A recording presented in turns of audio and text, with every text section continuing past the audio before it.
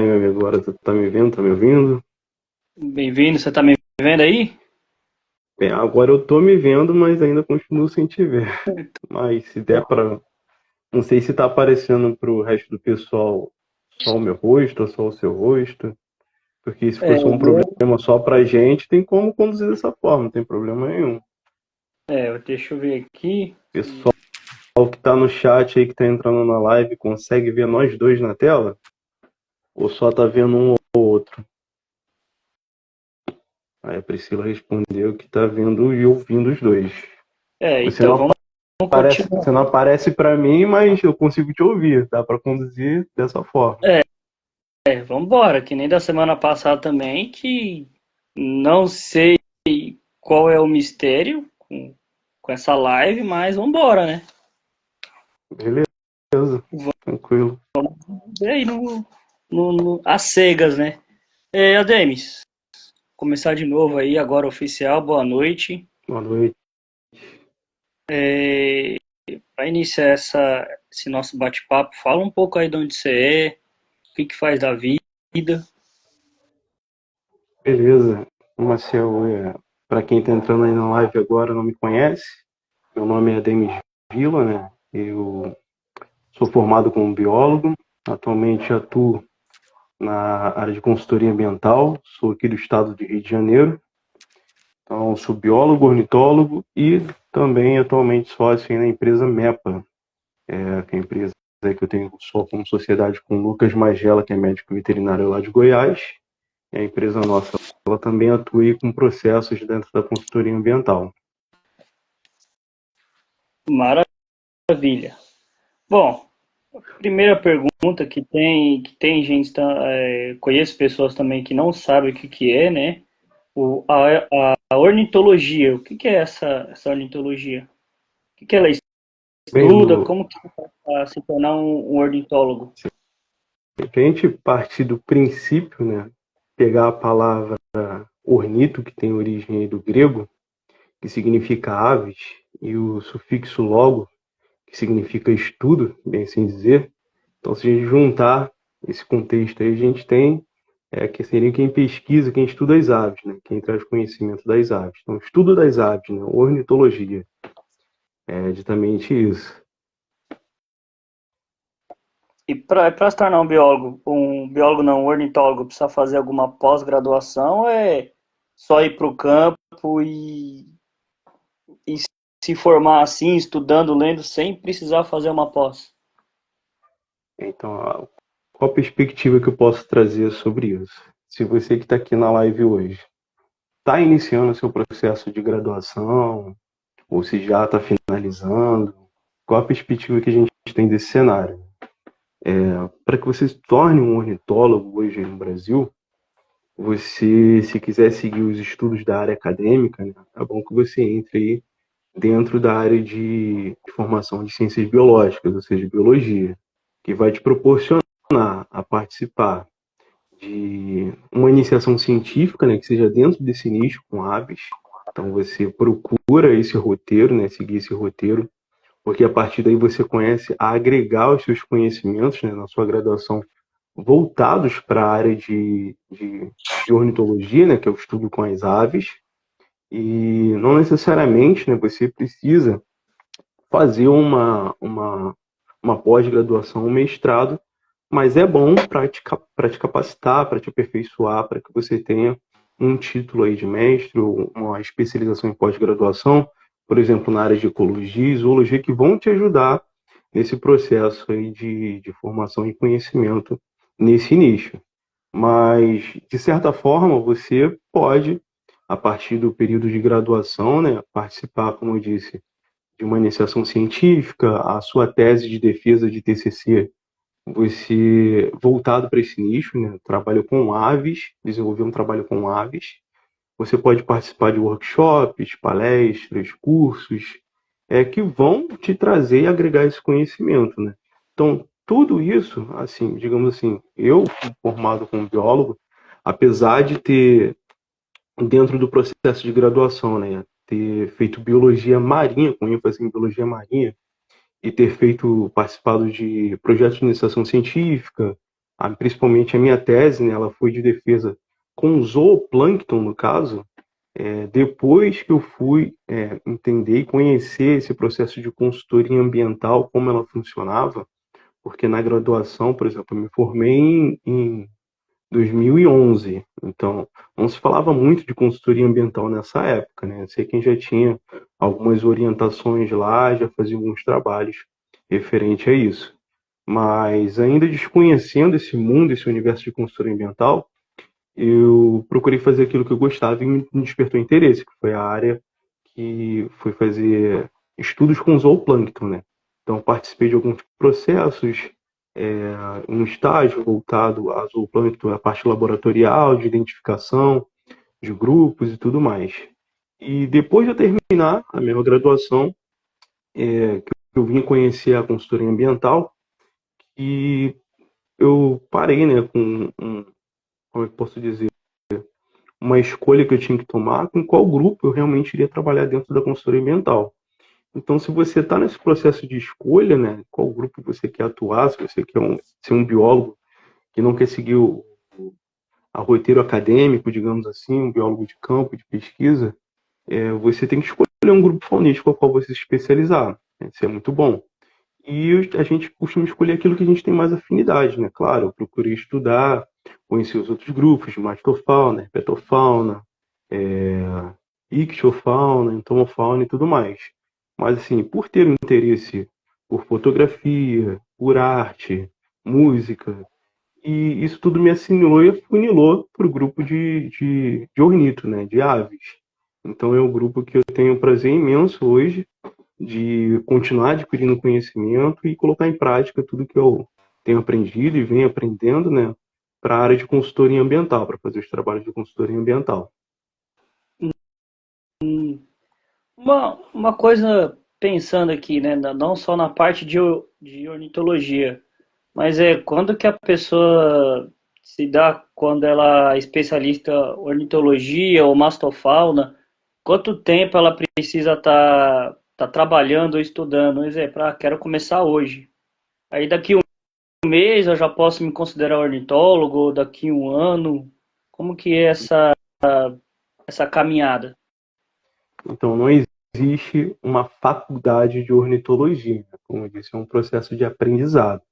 O que eu disse, você pode procurar a formação de pós-graduação, né, ou mestrado, ou até doutorado, e procurar por universidades, no caso, que tenham tutores que sejam ornitólogos ou que trabalhem nessa área como aves, né, nesse nicho, e a partir daí você desenvolver trabalhos que vão te dar certificação referente a pesquisas, né, que você vai realizar, claro, junto ao grupo. Com esse processo você vai aprender muita coisa, claro, né, porque você vai estar colocando em prática metodologias, conhecimento, adquirindo esses conhecimentos, né, durante o processo de realização dessas pesquisas e estudos. E, naturalmente, né, quando você faz uma graduação, seja ela pós, mestrado, doutorado, você tem que apresentar uma tese, né, uma ideia aí relevante, que seja viável para a ciência, né, que traga algum tipo de conhecimento, de interesse, seja ele interesse ambiental, médico, enfim, tem várias áreas que você pode explorar, mas digamos assim que uma vez que sua pesquisa ela é aprovada, né, você passa a sua tese de doutorado, você tem a sua certificação por esse estudo que você realizou durante todo esse período, né? Você tem esse reconhecimento através do meio acadêmico. Tanto que você pode publicar esses estudos posteriormente, né, em periódicos e revistas científicas, comprovando que você fez toda essa gama de trabalho e ela te trazia esse reconhecimento com esse estudo com aves, né, como dentro da ornitologia, digamos assim. Mas, como disse, não necessariamente você tem que seguir essa carreira, né? Você pode adquirir esse conhecimento através de várias outras formas de adquirir certificações, né? Com cursos principalmente voltados para esse nicho. E essas certificações vão te trazer conhecimentos, te colocar a par a ponto de você se tornar um profissional capacitado para executar essas funções dentro da área da consultoria ambiental, sabe? Então é muito importante que o seu conhecimento ele seja gradualmente, né, relevante na sua trajetória profissional e seja constante.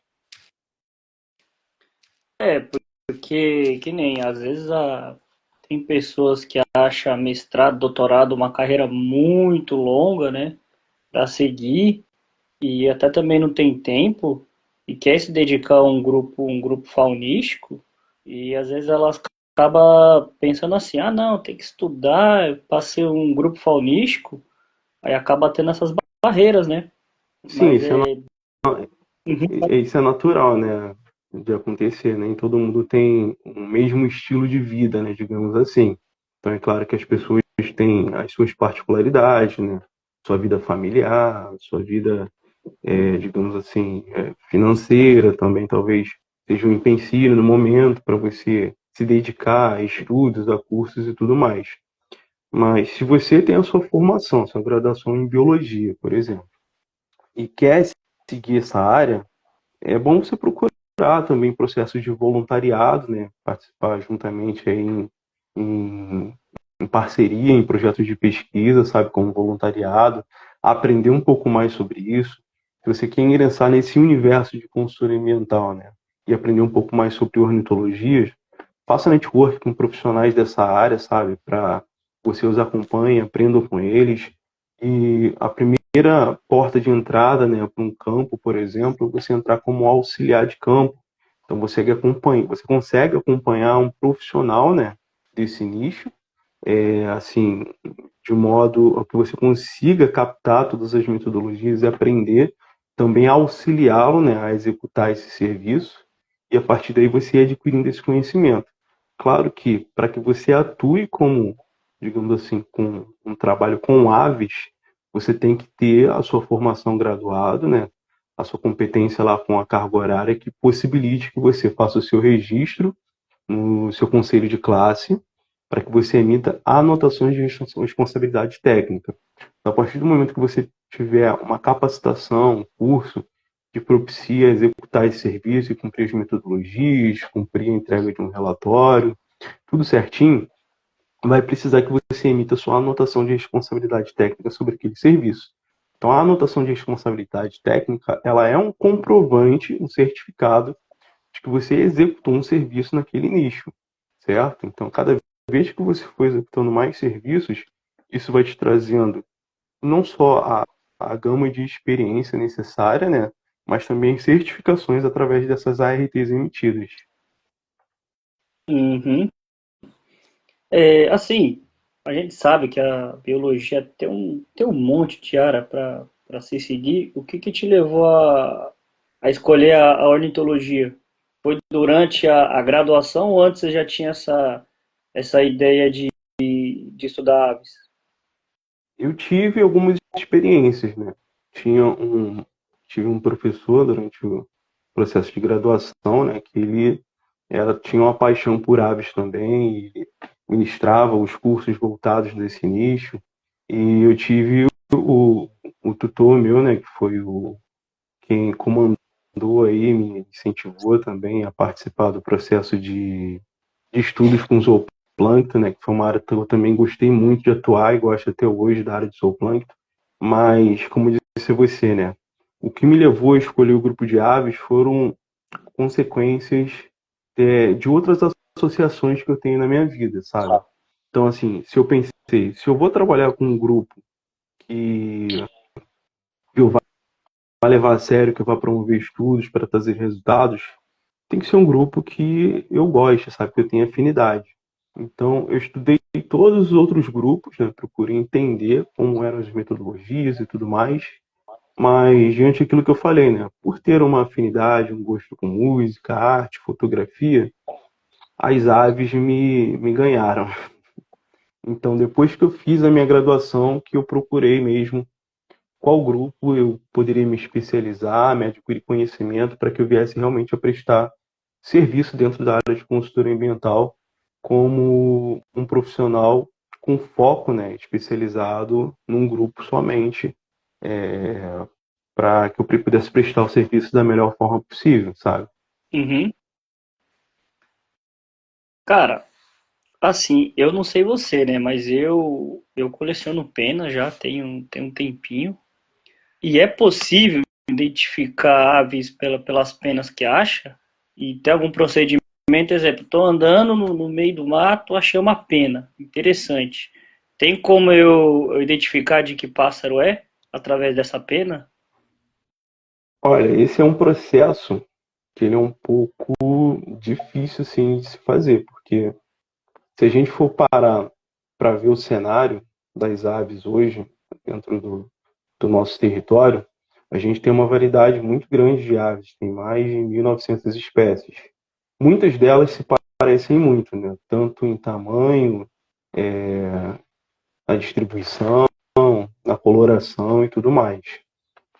Então, você tem que, como é que eu posso dizer, prestar atenção em algumas particularidades, né? Até você chegar a um ponto de você ter uma visão de que possa ser ou não aquela ave referente a uma pena que você encontrou. Então, como é que eu posso dizer? Você vai observar a cor e padrão, né, dessa pena, porque a partir dessas determinações a gente consegue escalar, né, até chegar a um nível aí mais aprofundado para identificação. E você pode considerar a estrutura ou forma dessas penas, né? Que aí você tem as tetrizes, que são as penas de contorno, você tem as plúmulas, você tem as penas de voo, né, que são as retrizes, que são as penas caudais, tá? As penas da asa, que são as remiges, você tem as filoplumas e cerdas, né, que são as penas modificadas aí que ficam ao redor dos olhos e da boca, né, que funcionam também como se fossem um órgão de tato, né, digamos assim, das aves. Então, dentro desse contexto, pegando todas essas estruturas, você vai eliminando possibilidades diante disso. Aí, como é que a gente pode afunilar mais isso, né? Você vai ver lá o contexto onde você achou essa pena, né? O habitat, que aí você consegue delimitar, né, a questão geográfica, né, de onde foi encontrado e se existe alguma ave ali que ela só ocorre naquela região. Que, de repente, aquela pena pode ser associada a essa ave. E se como é que eu posso dizer? Acho que tem alguns guias, né, referente à identificação de aves por penas, mas eu não sei se são guias americanos. Eu não lembro de ter visto nenhum guia brasileiro, né, produzido aqui referente a penas. Mas se a gente for considerar isso tudo e ainda não conseguir ter uma, uma certificação, né, essa ave, essa pena dessa ave, a gente parte para uma análise de DNA, sabe? Pode pegar essa pena e fazer um processo de identificação por DNA. Se até você chegar de repente, a ave, né? Pertencente a um grupo, família, ordem, ou até mesmo a espécie.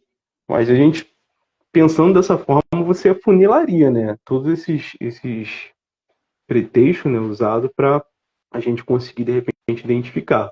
Mas para quem assim, é muito leigo, por exemplo, eu teria uma certa dificuldade, claro, para identificar só pela pena. Algumas aves, sim, né? Por exemplo, as aves de rapina, a gente até tem mais facilidade, mas, por exemplo, os passeriformes, né, as aves que têm uma variedade muito grande, que são as penas mais pequenininhas, a gente até tem uma dificuldade muito grande quando se relaciona a parte de coloração, tamanho das penas, exposição e tudo mais. Então a gente tem essa dificuldade, né? Essa é a perspectiva que eu tenho.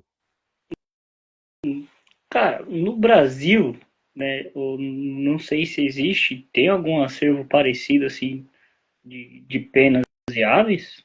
Eu nunca ouvi falar também, né? Você que está mais por dentro dessa área, existe? A gente tem algumas curadorias, né, de acervos zoológicos, né, de aves, que podem ser consultados.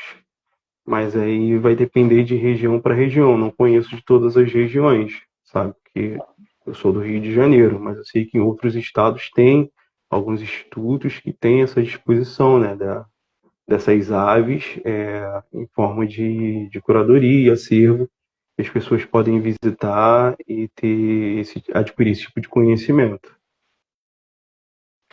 Deixa eu ver outra pergunta aqui. Quais os equipamentos e métodos que, que eu devo para levar a começar a estudar as aves? Tem alguma dica? Ah, quero estudar hoje. O que Tem, que eu tem devo? várias, né? Tem várias. Assim, pensando no cenário também que a pessoa está começando agora a querer observar aves, né? Então, Uhum. qual a dica que eu dou para essa pessoa, né? Se ela ainda está no processo de graduação ou é apenas um entusiasta, observar aves, fazer o birdwatching, né, que a gente chama de observação de aves, começa pelo seu metro quadrado. Se você tem uma casa com quintal, ela tem algumas árvores, sabe? Começa de maneira simples. Os melhores horários para você observar as aves são nos horários crepusculares, que é ao nascer do sol até mais ou menos 10 horas da manhã. São os horários de maior atividade das aves, né? E no horário do pôr do sol, aí o final de tardinha, que as aves também têm um pouco mais de atividade. Então começa dessa forma, sabe? Pega um bloquinho de notas, anota como é a coloração dessa ave que você viu, começa por esse bloquinho, anotando essas características. Aí você pode usar o meio mais fácil aí, que é a internet, né? Você tem, por exemplo, o site do Wikiaves, que disponibiliza uma gama de informações muito grande sobre aves do nosso território brasileiro. E a partir daí você vai evoluindo isso, né? Se tiver disponibilidade financeira de comprar um guia de campo, por exemplo, né, para que você leve com você em suas saídas, você adquire o guia conforme a sua região. Por exemplo, eu sou do Rio de Janeiro, né? Então eu sou da região Sudeste, onde é um ambiente aqui de Mata Atlântica. Então eu vou adquirir guias relacionados à região Sudeste e à Mata Atlântica, que vão me trazer aves específicas dessa região. Então, se você se de outra área, outro ambiente, né, outro estado, que contemple, por exemplo, Cerrado, Caatinga, você tem guias específicos para essas áreas. Então, a partir daí você começa, né, a fazer as suas caminhadas, vai a parques, vá a unidades de conservação, trilhas que tenham matas ou ambientes que sejam mais preservados, que você tenha a possibilidade maior de ver aves mais diferenciadas do que você vê em centro urbano, por exemplo. E você vai fazendo suas anotações comportamentais, de visual, de audição, e aí você vai adquirindo alguns outros itens, né? Por exemplo, que vai te ajudar bastante, que é um binóculo, que orienta aí que seja um 1042, né? Que tem um campo de visão bom, um alcance bom para você visualizar. Se você tiver a possibilidade, né, de adquirir um gravador de som, né, de voz, para que você possa gravar, ou até mesmo o seu próprio celular, né? Hoje os celulares são bem avançados a tecnologia e permite que você possa fazer uma qualidade boa de gravação. Existem vários aplicativos que podem te auxiliar a fazer essa identificação, né? Ele tem um corpo aí de um banco de dados, né, de vocalizações que você pode, através dessa gravação no seu próprio celular, no aplicativo, fazer essas comparações, né? Rodando esse som, ele fazer o reconhecimento por assimilação e te dar uma sugestão mais aproximada do que é aquele canto, para qual espécie é. Então, você vai adquirindo esse processo. E se você quiser se especializar, aí você está graduado e realmente quer trabalhar na área de consultoria ambiental, aí você vai adquirindo outros itens que vão facilitar a sua vida, né? Que é uma câmera fotográfica com uma lente teleobjetiva, para você conseguir tirar fotos com um detalhamento, uma riqueza maior, né? Digamos assim, fotos mais profissionais. Existem hoje no mercado, né, câmeras chamadas Super Zoom, e existem as DSLR, que são as câmeras profissionais, né, que são as lentes que saem do corpo da câmera e você pode trocar, né, por lentes mais milimetragem menor, milimetragem maior, são as teleobjetivos que têm alcance maior. A Super Zoom, né, ela já tem uma lente fixa na câmera, mas ela também te oferece essa oportunidade de você captar a imagem com um zoom muito grande. Existe hoje câmeras, acho que da Nikon, né, a P1000 ou 9000, não sei, que no mercado hoje ela te dá uma gama de zoom muito grande, você consegue também tirar fotos com qualidade, né? E são essas coisas assim que você vai adquirindo com o tempo, né? Acessórios para que você possa introduzir as suas metodologias e aplicá-las nos estudos no campo, que vão facilitar esse processo aí de captação, tanto de imagem quanto sonora, para que você transmita isso, por exemplo, para dentro de um relatório, né? Falando assim, no âmbito profissional, quando você trabalha como ornitólogo. É interessante, porque assim, às vezes tem pessoal que acha que é só no meio do mato, né, que vai aprender ali sobre a fauna e flora, mas dentro do próprio quintal ou andando pela cidade, a pessoa consegue desenvolver esse trabalho, né? Para ir se aperfeiçoando mais com o tempo. Não, com certeza, né? Por exemplo, existem vários artigos publicados, né, que mostram a interação das aves com certas plantas, né?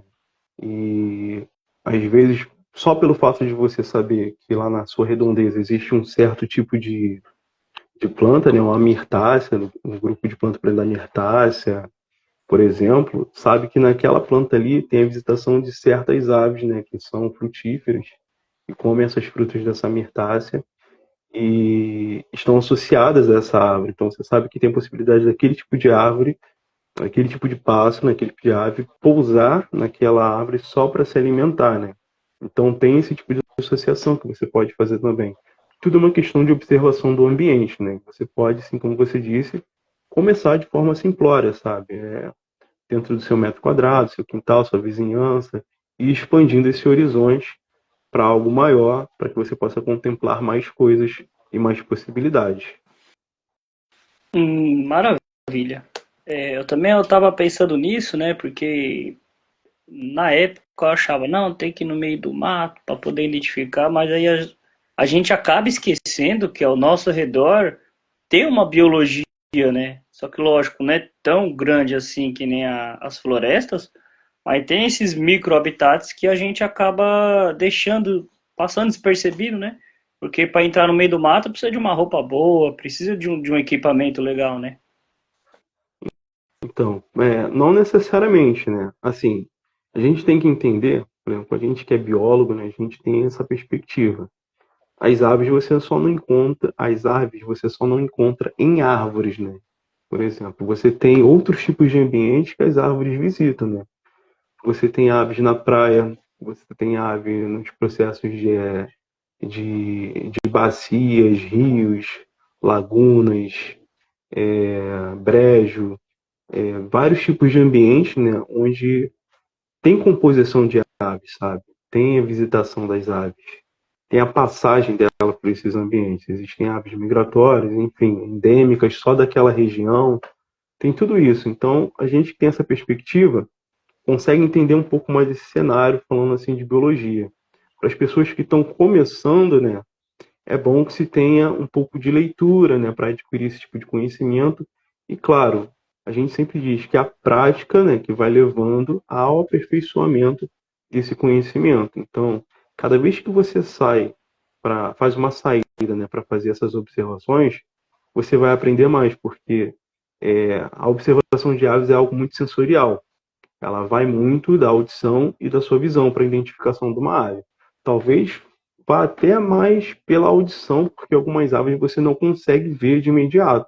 Ela pode cantar, né, e a parte sonora dela vem de longe, você só escutar e não conseguir ter o campo de visão dela. Então, ter essa perspectiva de aprender sobre os sons, né, os dialetos das aves também é muito importante para que você consiga identificá-las. Às vezes a identificação nem sempre é só você tem a oportunidade de contemplar visualmente, né? Às vezes a identificação tem que ocorrer pela parte sonora, né, do canto das aves. Maravilha. Assim, da parte da ornitologia, tem dois gêneros assim que eu gosto mais, claro, não conheço muito, mas procuro entender, que é os psidacídeos e os rapinantes, né? Aqueles que mais me chamam a atenção. Dentre tantos gêneros, tem um que te chama mais atenção assim? É claro que tem, né? Sempre vai ter. Para quem é apaixonado por aves aí, sempre tem aquele seu preferido. E assim, uma das primeiras experiências que eu tive na observação de aves, eu tive a oportunidade de contemplar, não sei se você conhece essa ave, que é a rendeira, você já ouviu falar dela? Não, Ela, não, essa nunca a ouvi falar. espécie dela é Manacus manacus. Então, o primeiro registro que eu fiz foi de uma rendeira fêmea. Inclusive, não sei se dá para você ver, eu tenho até um quadro aqui na sala dela, que é uma rendeira fêmea, que ela é verdinha. Foi a primeira foto que eu tirei. Consegue visualizar? Não, infelizmente, Eu não consigo ver. Mas o pessoal que está aí na live aí, essa aqui é uma rendeira fêmea. A rendeira macho, ela é branca e preta. Então ela tem dimorfismo sexual, né? Entre o macho e a fêmea. Elas não são iguais, tem essa diferença de coloração, essa estrutura de plumagem. O que acontece? Então eu tive a oportunidade de fotografar essa ave porque ela me despertou um interesse muito grande, justamente que provém, justificativo de provém o nome dela, que é rendeira, né? Ela, Uhum.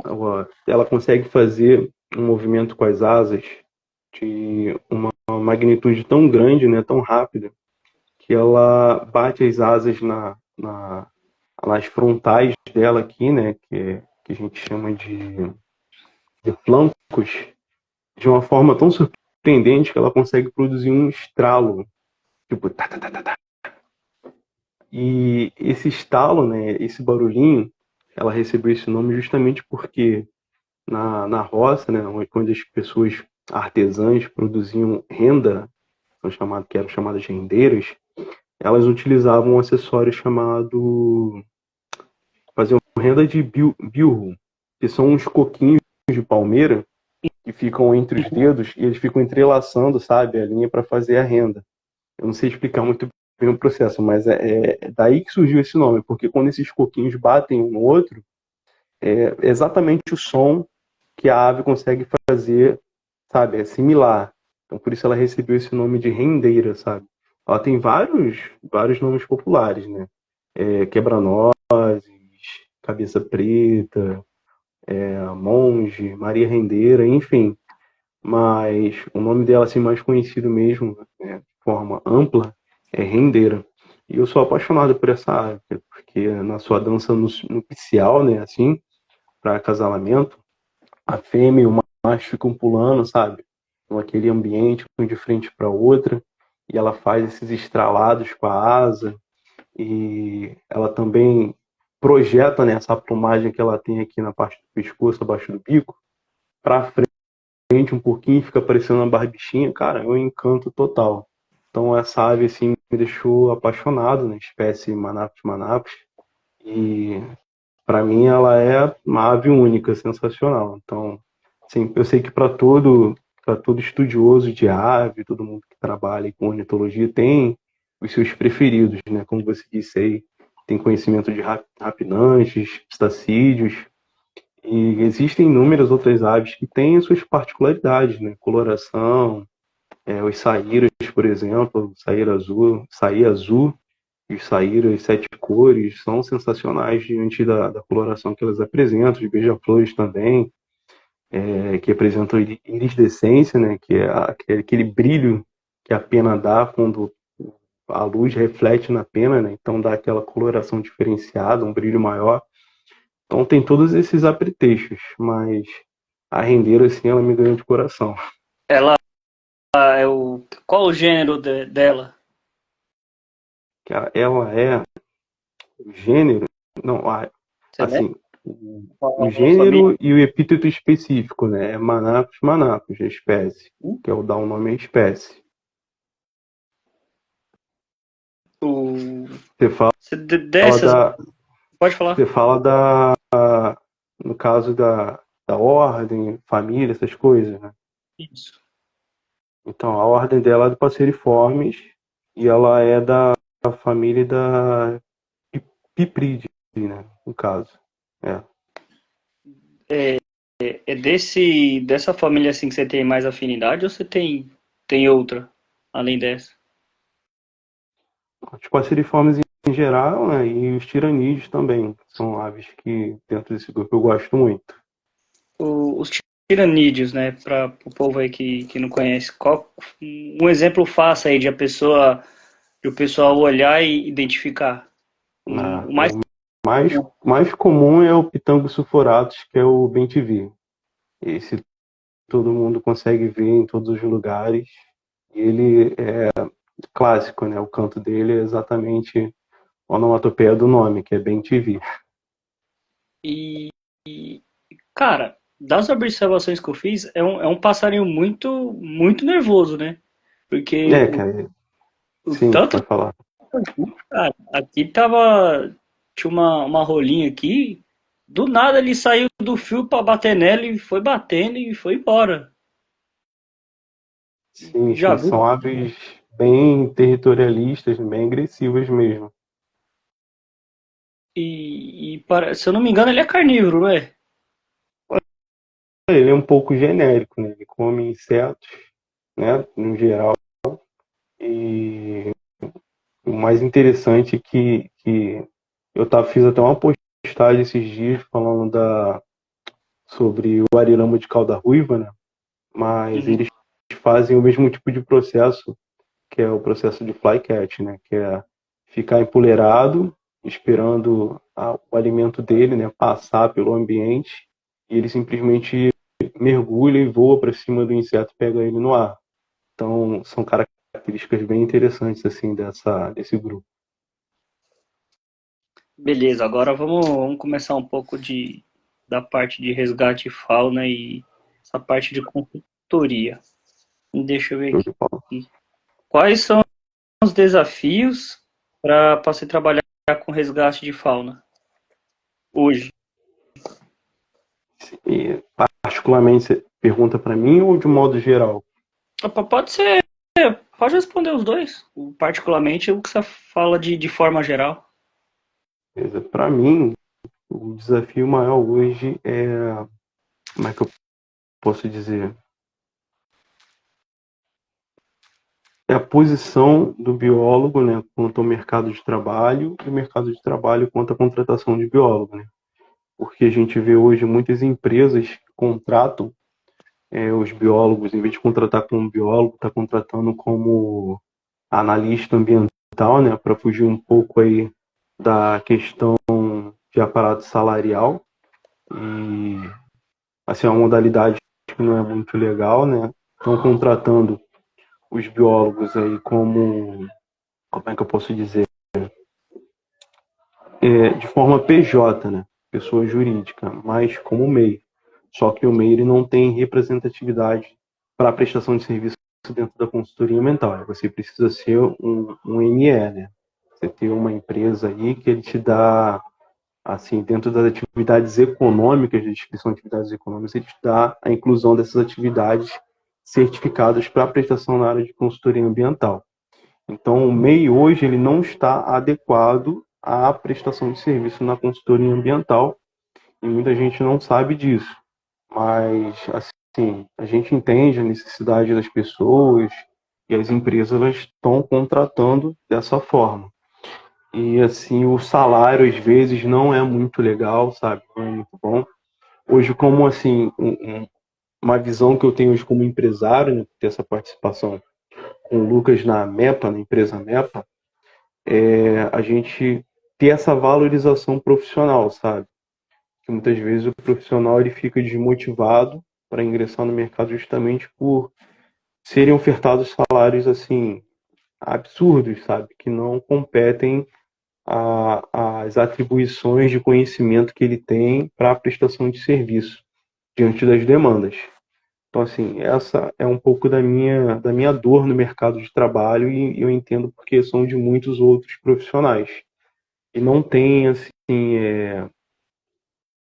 como é que eu posso dizer, não tem um piso salarial fixado aí pelos órgãos competentes, né, que amparam os biólogos.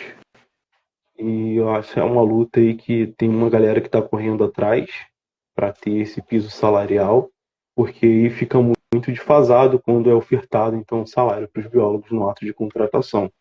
Muitas vezes quem precisa muito, né, adquirir experiência ou ter o primeiro ingresso dentro da consultoria ambiental, acaba aceitando, né?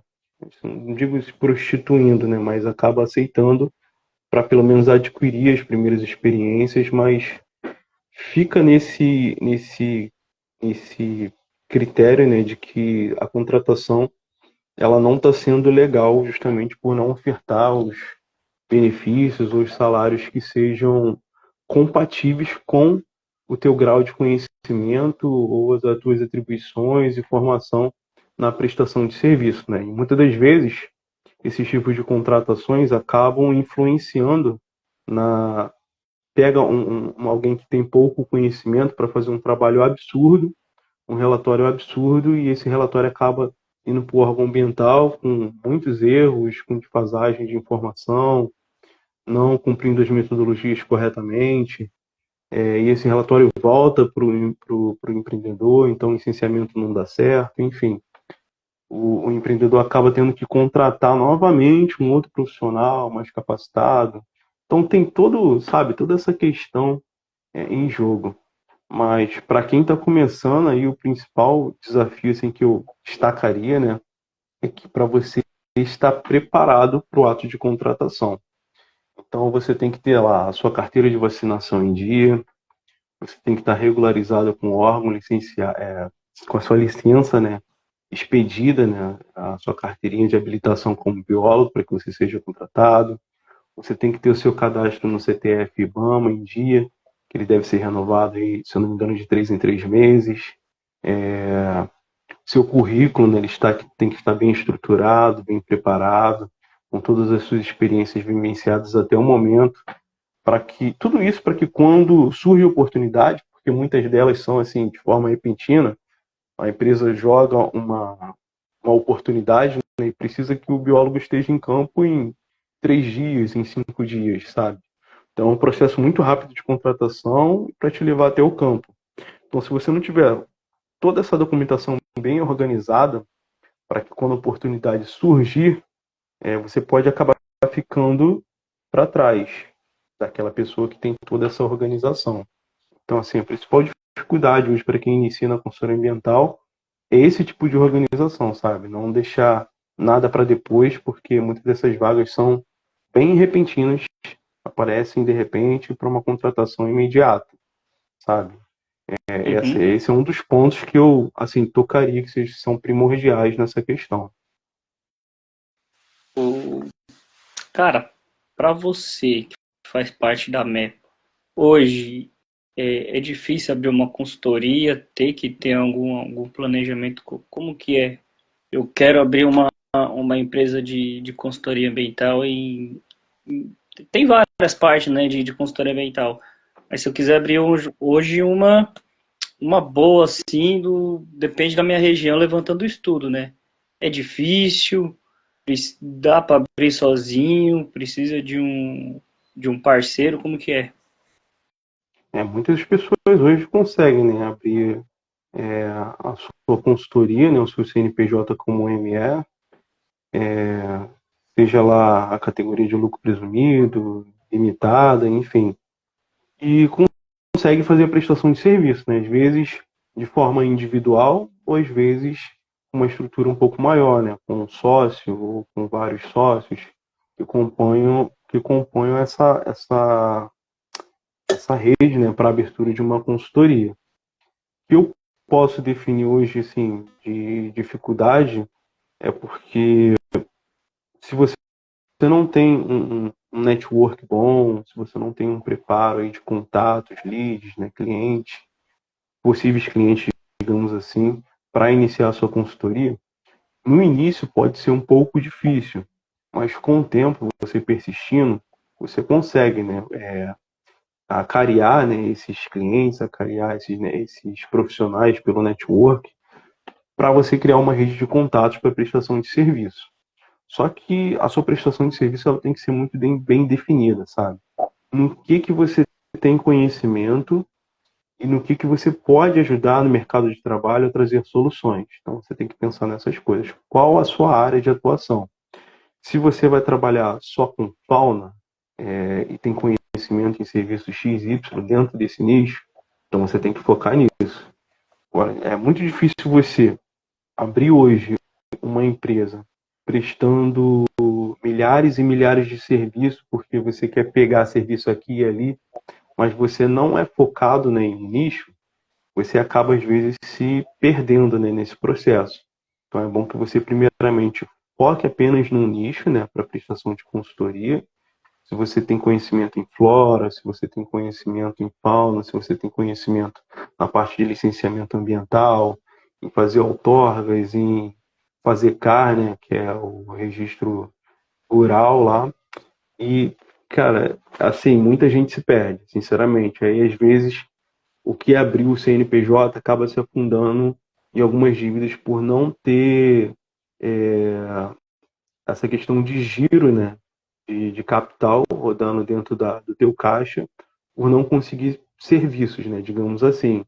E manter uma empresa tem seus custos, né? Você tem emissão de nota fiscal, você paga vários impostos sobre nota, você tem que ter um contador, então você paga mensalmente seu contador referente à prestação de serviço, né? Um ajuste de contas, dessas notas que são emitidas. Então você tem que ter esse amparo e esse suporte para poder você fazer dar certo.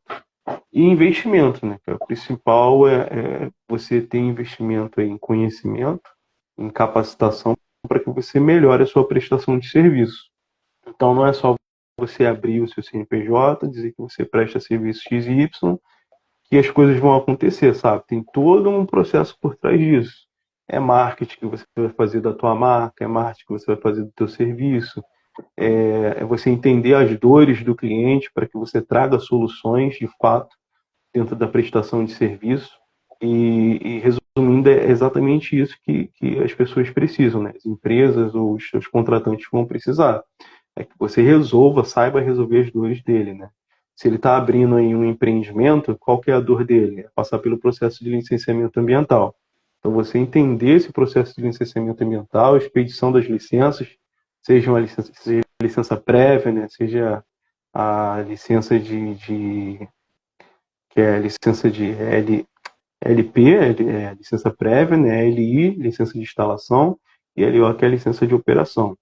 Então, se você conseguir ter acompanhamento desse cliente, né, nesse processo todo de expedições de licença, você consegue criar aí um vínculo, né, de parceria legal com esse cliente na prestação de serviço e talvez uma recorrência, né, para próximos serviços.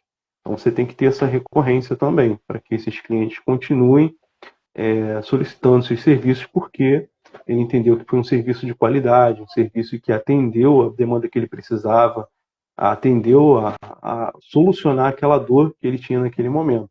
Então a gente tem que entender todo esse universo, né? Que você sai um pouco do seu eu biólogo para entender um pouco de empreendedorismo.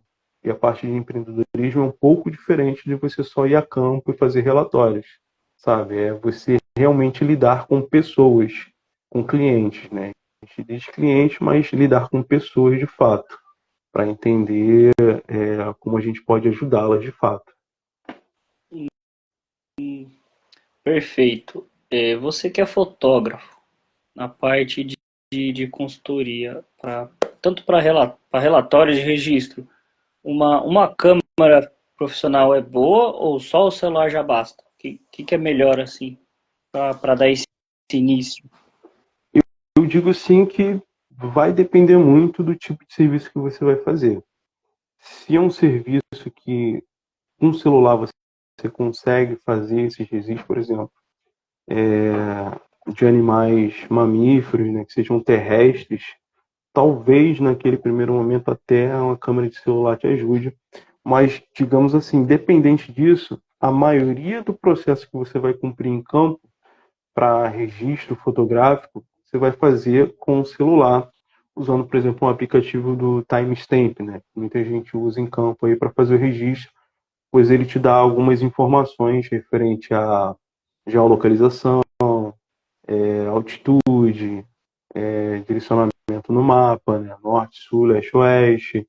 Tem como você colocar um título, né, na sua foto para especificar lá o que você está registrando. Às vezes o registro nem é só sobre fauna, mas procedimentos metodológicos, né, que você tem que cumprir, e às vezes são necessários esses registros para que você coloque no relatório, né, que foi cumprido esses registros, essas metodologias de campo. Por exemplo, vistorias que você vai fazer em campo, né, às vezes você precisa registrar através do celular, não necessariamente de uma câmera fotográfica.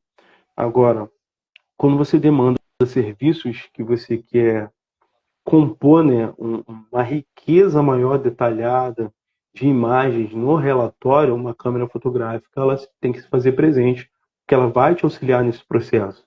Principalmente aí, digamos assim, no processo de fotografia com aves, né? com o celular é muito difícil você fotografar uma ave se ela estiver a longa distância.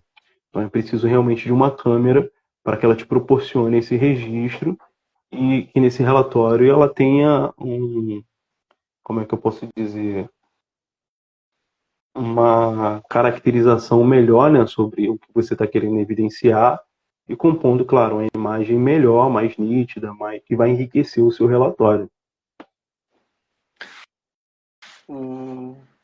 Perfeito. Vamos supor assim, hoje, meu primeiro dia de resgate de fauna, vou ser auxiliar, e só que tem um problema. Nunca peguei nenhum bicho e nem sei como pegar. Até um simples sapo, para quem nunca pegou, tem aquele meio medo, né? Imagine uma cobra, assim, uma ave presa numa armadilha de rede. O que fazer nesse começo, assim, para quem tá iniciando no resgate? Então, Marcelo, geralmente quem vai fazer o manejo de fauna vão ser as pessoas habilitadas no campo para isso. Seriam os biólogos ou médico veterinário, por exemplo. Então, você tem uma habilitação mesmo, sabe? Sua ART,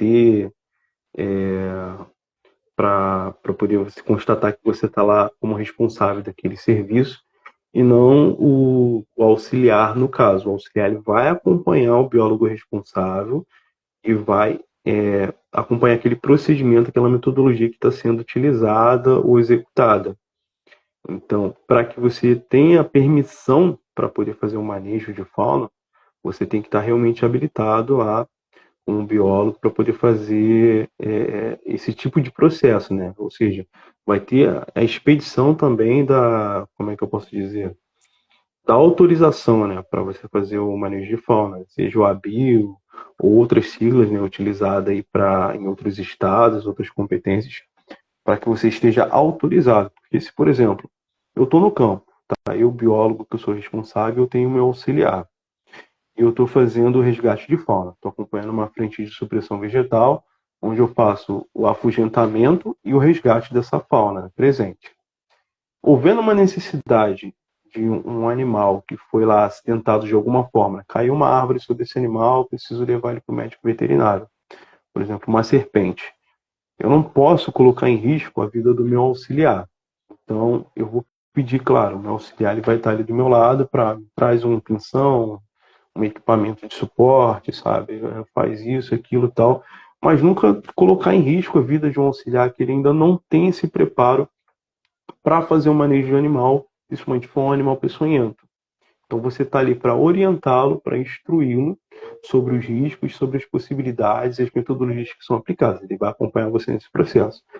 Você que está lá como responsável, tem essa autorização para fazer esse manejo, você vai pegar esse animal, né, vai condicioná-lo de uma forma correta, né, dentro de um recipiente, uma caixa lá coletora, e vai levar para o médico veterinário para que ele seja avaliado. Se o animal estiver em bom estado, né, for avaliado positivo para que ele retorne ao ambiente, aí você vai fazer a realocação desse animal. Então, sempre quem vai tomar a partida para fazer esse manejo vai ser o profissional que tem experiência e a capacitação técnica para fazê-lo. Se um dia esse auxiliar, né, de campo, ele estiver lá instruído, formado, capacitado, habilitado pelo Conselho de Biologia e tiver a autorização de manejo de fauna para fazer essas metodologias, beleza, ele está autorizado, está regularizado. Porque se bater uma fiscalização, cara, é BO para todo mundo, sabe? Ninguém quer isso. Então é melhor que você trabalhe dentro dos termos éticos, né? Sempre fazendo o seu melhor com aquilo que você tem disponível para fazer, do que você colocar em risco a vida de outros colaboradores que trabalham com você. Então, por exemplo, eu sempre prezo para que isso não ocorra, sabe? A gente instrui, a gente mostra, ó, é feito dessa forma, tal, tal, tal, X, para que aquela pessoa que está te acompanhando, ela entenda como o processo é feito e ela vá ganhando conhecimento para que quando chegar a hora dela, ela consiga fazer isso com a maior maestria possível. A gente sempre tem que prezar, né, pela segurança dos nossos colaboradores que estão em campo, certo? Porque assim, até a, acho que você já não tem tanta adrenalina assim, né? Porque quando a pessoa vai, é permitido e tudo, e vai fazer o primeiro resgate, tem aquela adrenalina, né? De o jeito de pegar, de não apertar, de não acabar machucando o bicho, né? Sim, exatamente. Existem alguns cursos, né, referente a manejo de fauna que você pode aprender como fazer esse manejo, né, de serpente, por exemplo, não simplesmente porque você está usando uma luva de raspa, você vai lá tocar na serpente, né, um animal peçonhento, porque ela pode picar a sua mão e os dentes passarem a luva, tem isso. Você sempre está em campo usando seus EPIs, que são primordiais para você diminuir, né, a possibilidade desse tipo de ocorrências, acidentes que acontecem com animais ofídicos, né? É, Você saber, né, que como manejar o equipamento, um pinção, para que você possa pegar o animal da forma mais segura possível, acondicioná-lo lá numa caixa de transporte. Então, tudo isso tem que ser relevado e revisado na hora que você for fazer o processo metodológico em campo para coleta e retirada de um animal, né? Tem que levar em considerações várias coisas para que se diminuam os riscos que podem acontecer durante esse processo. Porque, querendo ou não, ele é um animal silvestre, né? Ele está lá no ambiente dele, de certa forma, ele está sendo importunado, né? Aquele momento de estresse que ele está sofrendo, ele pode reagir de várias formas, né? E geralmente os animais, como serpentes, atacam por uma questão de defesa, né? Nem porque querem atacar, porque vão se defender naquele ambiente por se sentirem acuados. Então, você entender a parte comportamental, a parte de cumprimento metodológico, é, as condições que aquele animal pode sofrer um estresse, porque de repente o estresse ele pode ser tão grande que pode levar um animal a óbito. Então, você entender toda esse cenário, né, vai fazer que você acondicione o animal da melhor forma possível para que ele volte, retorne ao ambiente de uma maneira mais segura, mas que também venha preservar a sua vida, né, contra qualquer acidente ou incidente com o animal. Esse coisa do estresse é até interessante, porque como a gente é biólogo, acho que o pessoal, não, pega o bicho ali, pega o bicho ali, mas tem esse problema do estresse do bicho, né, de você acabar matando ele, ou ele, dependendo do animal, ele acabar também te causando um acidente, né? E, Sim, pega vamos supor, tem um sapo ali, não, pega lá de qualquer jeito, eu pego. Eu já vi gente, cara, eu fiquei doido. Pegava um sapo assim por cima e virava ele de barriga para cima. Eu, eu quando vou pegar um, né, assim, para afugentar até, né, ou eu, se eu não tiver de luva, eu vou empurrando ele com o pé assim devagarinho, ou se eu tiver de luva, eu pego. Tem gente que fala, não, mas pega, o veneno tá aqui. Eu falo, e eu não vou pegar porque eu não sei como que o bicho vai reagir, e às vezes eu nem sei que espécie é aquela, né?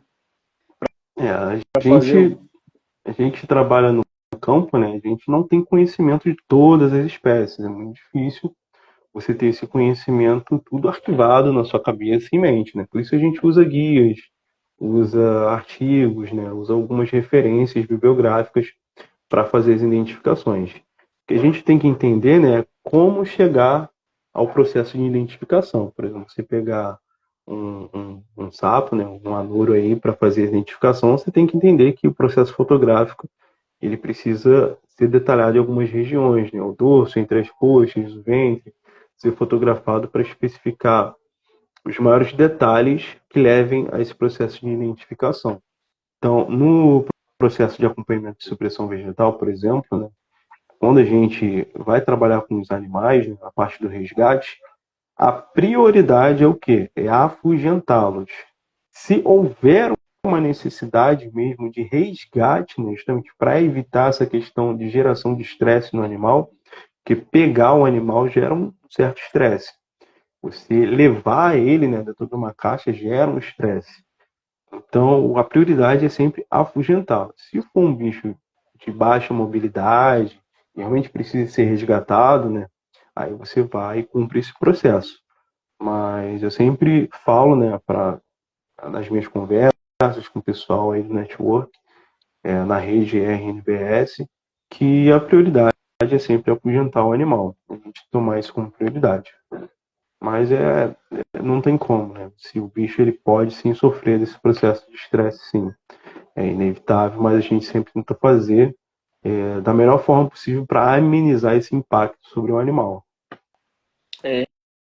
Porque assim também, tem muito vídeo, né, que ensina, mas tem vídeo que o cara vai lá, pega e mexe, faz isso e às vezes acaba levando as pessoas a acreditar que é fácil, né?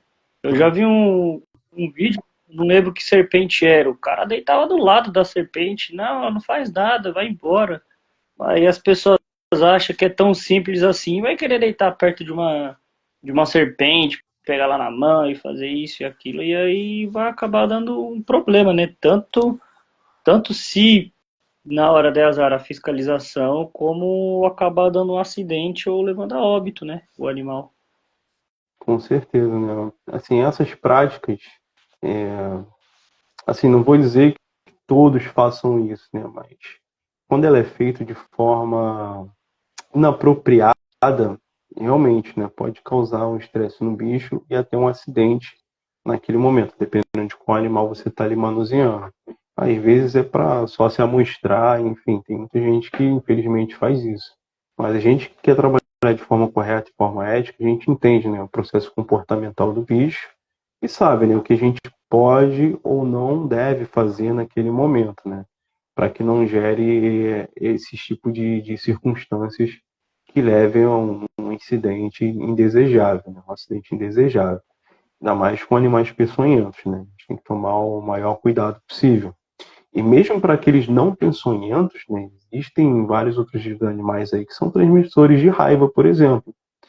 Então, como eu falei lá atrás, né, se você não tiver com a sua carteirinha de vacinação em dia, fazer a pré-exposição aí, né, da vacinação de raiva, né, depois a sorologia para ver se está tudo certinho para você em campo, você tem que ter esse cuidado com você também, sabe? Porque se ocorre alguma coisa, você não pode mais voltar para o campo para trabalhar, porque você sofre um acidente e como é que você volta para o campo para trabalhar, para manter a sua renda, a sua família e tudo mais. Então você tem que pensar no seu bem-estar também, assim como também é pensado o bem-estar dos animais. A biossegurança, né? Às vezes as pessoas acabam esquecendo desse pequeno, mas na verdade é um grande detalhe, né? Sim, sim, com certeza. Tudo isso deve ser considerado, né?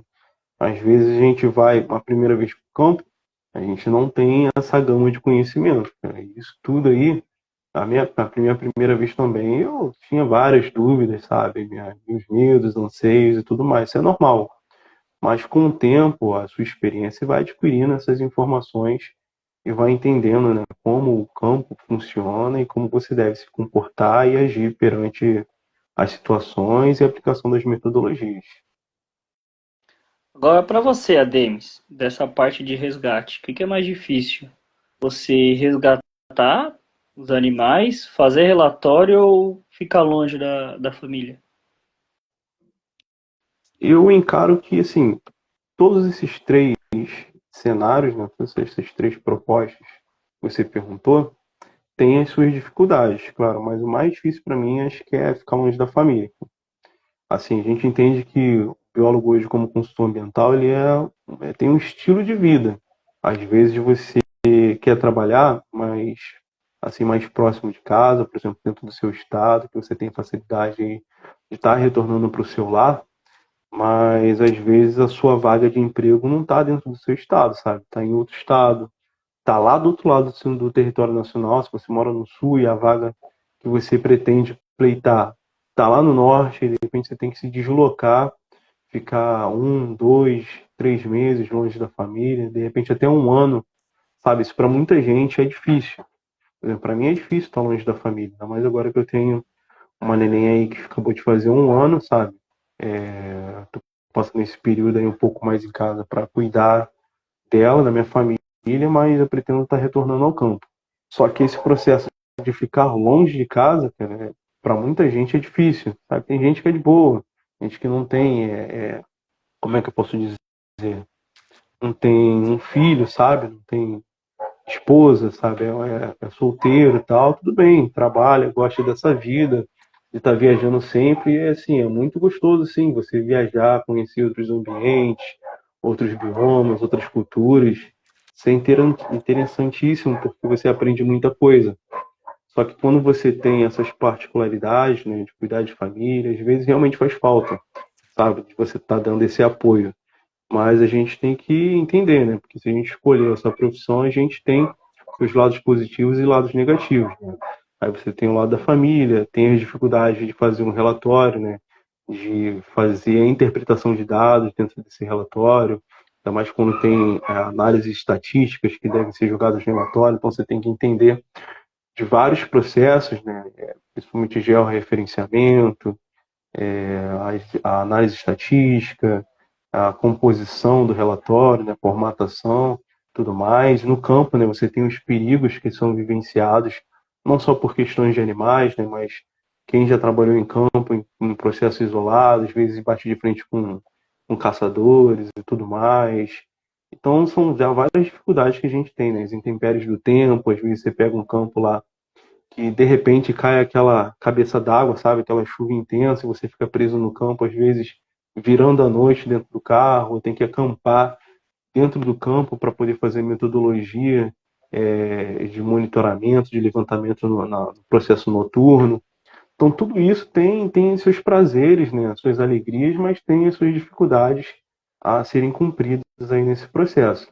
Então, acho que para cada pessoa existe onde dói mais, sabe? Onde é um pouco mais complicado. Mas a gente tem que entender que, como eu disse, né, tem o seu bem e o seu mal dentro da sua profissão, né? Seus males e os seus benefícios. O, assim, você já tem um tempo que você trabalha em resgate. Qual foi o lugar mais desafiador para você até agora? Que você chegou e falou, essa aqui vai complicar. Olha, assim, mais difícil para mim foi trabalhar com resgate de vespas e abelhas, cara. Esse realmente foi mais difícil, porque era em terreno acidentado, com alto aclive, né, de mais de 45 graus. Eu tive que fazer um curso na época de NR35 para trabalho em altura. Então a gente trabalhava ancorado pela corda, né, com os suportes ancorados pela linha de vida, na corda, pendurado naqueles barrancos e tudo mais, onde estava tendo supressão. E às vezes no meio da supressão, perdão, no meio da supressão, o pessoal falava, ó, tem abelha, tem vespa lá, tal. Aí por segurança, né, a área era isolada, tirava todos os colaboradores do campo para que eu fosse lá e fizesse a retirada desses animais. Então, e assim, as abelhas são essenciais, né, para a nossa diversidade florística e tudo mais. São ótimos polinizadores, têm suma importância no meio ambiente. Mas resgate de vespas e abelhas, para mim, foi um pouco difícil, foi um pouco complicado, porque tive várias situações, em situações, apesar de eu não ser alérgico, né, a gente tem que tomar muito cuidado, né, com picadas de abelha, vespa, porque se um enxame muito grande, né, pode ser prejudicial, pode te tirar de campo, sabe, você te deixar inabilitado aí para você atuar durante um tempo, pode ter algum tipo de ocorrência desse tipo. E essas dificuldades que eu tive, cara, foram várias situações. Teve uma que eu resgatei uma casa de vez, e só que ela estava num terreno tão aclive, sabe? Que era, sei lá, eu tinha que realmente ficar pendurado na corda, descer, rapel e subir de novo. E nisso, dentro de um macacão, né, da roupa de apicultor, debaixo de um sol de 34 graus, ou seja, não estava fresquinho para estar dentro daquele macacão. Então, são situações bem complicadas e você tem que ter um psicológico forte, tem que ter um bom condicionamento físico e tem que ter a capacitação técnica para fazer o serviço. O serviço foi feito e tal, mas eu digo assim, que naquele cenário ali foi um pouco exaustivo, né? Principalmente por estar dentro de um macacão que me deu a proteção para fazer o serviço, mas requeriu muito esforço para fazer a retirada da casa de vespas e que o processo ali do trabalho continuasse ali com os colaboradores no campo durante a questão de supressão que estava ocorrendo. Imagino, porque subir já no terreno já é difícil, com corda e tudo, ainda fazer um resgate de um vespeiro é uma situação que eu acho que poucas pessoas passaram, né? Né, cara, complicado. Eu me vi numa situação ali que nem eu imaginei que, assim, o resgate de vespa e abelha eu teria que cumprir esse processo, né? Mas graças a Deus foi tudo feito da melhor forma possível, não teve nenhum tipo de ocorrência, sabe? Acidente, tanto com outros colaboradores ou comigo. Eu tinha uma equipe lá muito competente, que dava um suporte excelente. Então a gente sempre prezava pela segurança, sabe? Por fazer a ancoragem correta, né? Da linha de vida, fazer a ancoragem das cordas, né, os nós, tudo mais, e para que realmente, né, a gente pudesse fazer o serviço da melhor forma como foi feito. Graças a Deus deu tudo certo e são experiências que assim te capacitam mesmo para que você entenda, né, como o cenário de trabalho ele pode ser complexo em certas situações. E às vezes essas situações a gente tem que ter um pensamento lógico, um raciocínio que te leve a trazer soluções viáveis para sanar aquele problema. Bom, como sempre, né, eu que nem falei na live passada, para mim eu falei, não, vou fazer uma live ali de 30 minutos, né, para não ficar extensa, mas sempre acaba tendo perguntas dentro de perguntas e acaba se esticando, mas é uma conversa muito boa, apesar de ter demorado, né, conforme as capacitações técnicas do meu incrível celular. Vou para a última pergunta para fechar. É duas em uma. Como que você vê hoje a RNBS e a ornitologia? Bem, para quem está aqui na live e não conhece, né, ele está citando aqui a RNBS, é Rede Network Brasil Sustentabilidade. Ela foi criada aí por algumas pessoas inicialmente, né, tinham 12 pessoas, se eu não me engano, e no fim, quem faz hoje a administração, né, dessa rede sou eu e o Lucas Magela, junto com outros administradores que estão inclusos em vários grupos na nossa rede no WhatsApp. Ela está presente em várias plataformas, no LinkedIn, no Instagram, no Telegram, no WhatsApp, enfim. E tem mais de 3.500 pessoas hoje já associadas junto à rede. A rede ela foi criada, né, para trazer esses profissionais da área do meio ambiente para dentro de um cenário, de um ambiente que as pessoas pudessem conversar sobre o nicho de consultoria ambiental e fazer realmente o que é a essência do que foi criada a rede, que é o network puro entre os profissionais. Então, quem está aqui na live e não conhece a rede, né, quiser conhecer, pode ir lá procurar no Instagram ou me contactar. Ó, o Lucas Magela ele está falando aí, ó, meu sócio na Aí, rede network. Ele está com um perfil aí assistindo a live. Quem quiser pode ir lá na Rede Network, lá, pedir a solicitação lá para acompanhar, seguir, chamar lá no privado, né, no direct, pedir para ser adicionado, para conhecer a rede que a gente apresenta. A gente tem um portfólio falando sobre a nossa rede.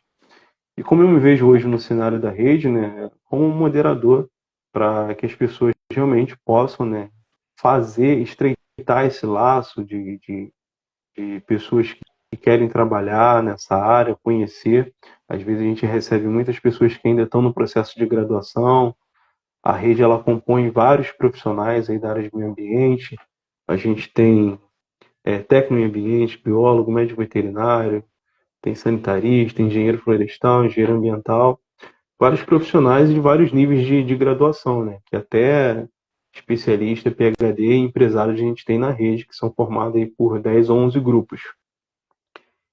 E eu me vejo assim muito satisfeito, sabe? Porque a gente conseguiu concretizar uma ideia que a gente teve inicialmente e a gente vê que a rede ela continua crescendo, sabe? E tem desde então tem trago vários benefícios, né? A gente passou por um período aí onde a gente colocou várias palestras aí referente à temática aí de consultoria ambiental e que ajudaram muitas pessoas adquirindo conhecimento, até expedir uns certificados aí referente à participação. E a gente até pretende voltar com essa modalidade, né, de trazer palestras para dentro da rede, para que as pessoas possam ter vários tipos de capacitação. Porque às vezes você pega, digamos assim, cursos que são ministrados, não desmerecendo, todo curso tem o seu nível técnico, capacitação a oferecer, mas às vezes as pessoas não têm recurso. E através da rede a gente consegue disponibilizar muitas vezes isso de forma gratuita, sabe? Trazer esse conhecimento até as pessoas que elas precisam às vezes para entender melhor o mercado de trabalho onde querem atuar. Então é muito importante esse processo e eu me vejo muito satisfeito dentro da rede. E na parte de ornitologia, eu digo que assim, eu sou ainda aspirante, não sou totalmente especialista, né? Porque, digamos assim, a gente adquire conhecimento todos os dias, sabe? A aquisição de conhecimento ela é contínua. Então, eu acredito que ainda tenho muito a aprender dentro do processo de ornitologia, como ornitólogo, sabe? Existe muita informação ainda que eu preciso captar, processar para que eu me torne um profissional melhor. Então, eu vou sempre assim dizer que o processo de aprendizado ele é muito importante na nossa formação. Então, a gente tem que continuar buscando conhecimento para nos tornarmos cada vez melhores, né, profissionais melhores para o mercado de trabalho e nossa prestação de serviço. Porque, assim, no meu ponto de vista, né, quando a gente oferece um serviço, a gente quer entregar da maior qualidade possível. Então, por isso eu continuo buscando a capacitação contínua, né? A gente busca ler artigo, busca ler as informações atuais, sabe? A modificação, de repente, de atualização de nomes de espécies, que às vezes muda, os grupos, tal, pode mudar. As novas espécies que são descobertas aí, catalogadas. Então, isso é muito importante para a gente que é da área profissional, tá tendo esse tipo de atualização. Até meu primeiro contato, se eu não me engano, foi ano passado, né? Com a postagem que o Lucas fez da RNBS, eu conversei com ele, me colocou lá no grupo e da onde até então eu não sabia essa parte de network, né? Porque a graduação só ensina a parte científica, estudo, mas a parte de relacionamento não ensina nada. E é uma, é uma coisa, vamos dizer que nova, né? Você aprender a se relacionar com as pessoas através de, de redes sociais, né? E até você, como da semana passada, conheci ele na RNBS, onde, nossa, mandaram muitos arquivos para conhecimento ali gratuito. Então é importante essa rede, que além de você conseguir conversar com pessoas da sua área, você ganha um network assim para a vida inteira, né? Com certeza, o Marcel, a gente costuma dizer que quando a gente está num ambiente assim, né, que ele que condiciona, né, a possibilidade de aprendizagem, a gente nem sabe, mas pode ser que seu parceiro, futuro parceiro, empresário, enfim, parceiro de profissão, sabe, o seu contratante esteja dentro desse ambiente ao qual você está no momento. Então, a gente nunca sabe as possibilidades, né, o que pode acontecer. Já existiu vários casos aí dentro da rede de, sabe, numa das nossas videoconferências que a gente faz ao sábado, surgiu uma oportunidade naquele momento porque a pessoa se posicionou, sabe, se apresentou como profissional, a área específica dela de conhecimento, de atuação, e tinha uma pessoa que precisava justamente desse tipo de profissional e, sabe, aconteceu ali na hora, sabe? A pessoa conseguiu a oportunidade. Como já existiu várias outras situações da, da rede proporcionar aí, a gente contribui, né, com a divulgação de algumas vagas que são expostas pela internet e traz para dentro da rede para as pessoas terem conhecimento, que às vezes não têm acesso, e a contratação ocorrer por simplesmente divulgação dessas vagas também, sabe? A gente compartilhar especificamente com pessoas, né, uma oportunidade porque a gente tem esse network com essa pessoa mais sólido, conhece ela e fala, pô, eu acho que essa vaga aqui ela é excelente para você, vai lá e tenta, sabe, dá certo. Então isso tudo, a possibilidade de você ter acesso à informação, compartilhamento de conhecimento dentro da rede, ela se torna muito importante quando você também se faz presente. Como a gente costuma dizer, né? Só é lembrado quem é visto. Então, se você se faz presente, sabe? Se você tem presença dentro da rede, dentro das plataformas, redes sociais, você divulga, né, o seu eu profissional também, porque isso faz parte. Então, você tem que estar sempre em evidência para que as pessoas entendam que você existe, que você é um profissional capacitado na sua área, que aí pode abrir portas para você, como tem aberto aí para muita gente. Pô, só para fechar, não sei se você vai conhecer, né? Essa aqui eu consegui. Você conhece essa pena aqui? Tem ideia? Eu não estou vendo o seu vídeo. Ah, que. A gente está com esse Cara, probleminha de não se ver, né? Mas depois você me mostra a foto fora aqui assim, da eu live, que aí eu vejo. vou falar aqui pra você. Cara, é uma pena de uma rasga-mortalha. É? Onde é que foi que você conseguiu? Cara, eu sou meio doido. Ela tinha sido atropelada, né? Uhum. Aí, quando eu fui lá, já tava já só a pena. Eu falei, ah, vou pegar, né? Peguei o. Só tava a carcaça, só e a pena. Aí eu peguei as penas que tava solta. Peguei acho que cinco. E ela. E aqui é um problema até que recente. Tem uma parte da cidade, assim, que é meio. Tem uma matinha e lavoura.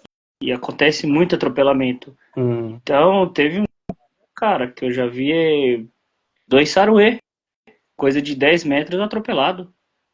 entendi. E essa aí eu não sei se ela caiu ou foi atropelada, porque não tava com espécie de esmagamento, sabe? Tava com um pouco ali de sangue na parte do pescoço. Entendi. Mas você tá com a pena da asa que ela tem aqueles pontilhadinhos, Eu os pontinhos peguei. brancos na pena, né? Coloração. Tipo Isso, umas bolinhas brancas.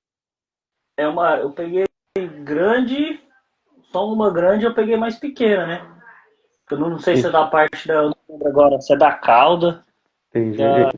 Para quem tá na live aí, só para contextualizar, né? Ele falou que rasga mortalha, mas é uma coruja, gente. É a coruja de igreja, né? Suindara, que o pessoal fala. É uma coruja bem bonita. Que o grito dela, né? É bem, acho que quem não conhece tá de noite dá arrepio, né? É um doce que dá arrepio, né? Pô, mas ela é uma coruja bem bonita mesmo. Acho que, se eu não me engano, é do Harry Potter, né? A coruja. Eu não, eu não vi todos os filmes do Harry Potter, não, mas ó, eu vi É, uns relances, eu acho que é a mesma coruja. eu assisti, mas eu nem lembro. Aí eu falando pra pessoa, esses dias ela falou do Harry Potter, falei, nossa, nem cheguei a Ela me tem, tocar, né? ela tem aquele disco de plumagem, né, no rosto que parece quase um formato de coração. Tem uma coloração de plumagem meio branca, meio parda. E aí eu falei, ah, vou. É meio loucura, né? Peraí. Quando chega em casa, a pessoa, não só aqui em casa, mas o pessoal fala que biólogo é meio fora da casinha, né? Mas Que é meio é xarope, isso. qualquer coisa, né? Mas tem várias coisas que, pra gente biólogo, né, assim, é o auge É do auge. incrível. É, por exemplo, pra gente que é ornitólogo, né, quando a gente vê uma ave nova que a gente nunca avistou,